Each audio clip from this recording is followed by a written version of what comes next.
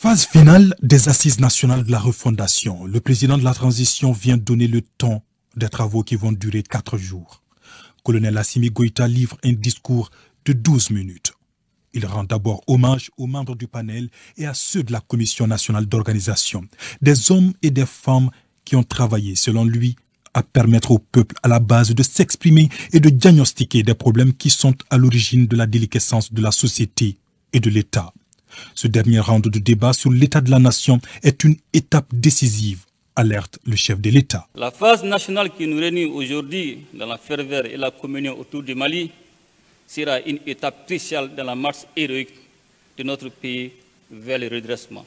En réussissant à capitaliser l'enthousiasme des phases préliminaires et en fédérant les énergies positives et patriotiques qui en ont émergé, les Maliens auront traduit leur désir de rupture d'avec les mauvaises pratiques du passé et l'ambition d'un nouveau départ pour le Mali. Le Mali est gravement malade et touché jusque dans ses fondements républicains. Et pour le président Goïta, la tenue de ces assises nationales de la refondation est un impératif pour le Mali. Il touche du doigt les nombreux problèmes auxquels il faut trouver rapidement des solutions à la malienne. Les dérives graves au niveau de la gouvernance, le renoncement aux valeurs cardinales de notre société, la perte des repères, l'incivisme généralisé ont provoqué la faillite de l'État. Les dysfonctionnements de l'autorité de l'État, ajoutés aux chocs internes et externes, ont fait le lit de l'insécurité et de l'extrémisme violent. Outre la sécurité, tous les pans de notre société sont entrés en crise ou sont traversés par des convulsions, de la cellule familiale à l'école, de la santé au domaine foncier, des partis politiques aux associations, des élections, aussi bien politiques que professionnelles, etc.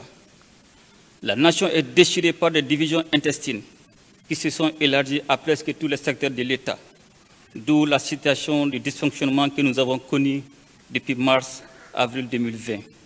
Consécutive à la longue crise post-électorale de 2018, doublée de déficit chronique de gouvernance vertueuse. En somme, le Mali était face à un malaise profond qui s'est manifesté par un rejet systématique du système de prédation mis en place. Le chef de l'État s'est particulièrement réjoui de l'engagement et de la forte mobilisation de ses compatriotes au niveau des communes, des cercles, des régions et de la diaspora.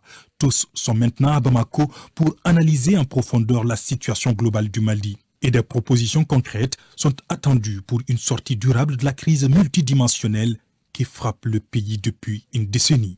Nous devons replacer notre Maliba dans une nouvelle dynamique plus soucieuse de nos valeurs et vertus. C'est à cette entreprise de refondation qui a valeur de salubrité publique que vous êtes conviés pour poser les fondements solides et les modèles de gouvernance endogènes qui s'inspirent de notre patrimoine historique et culturel.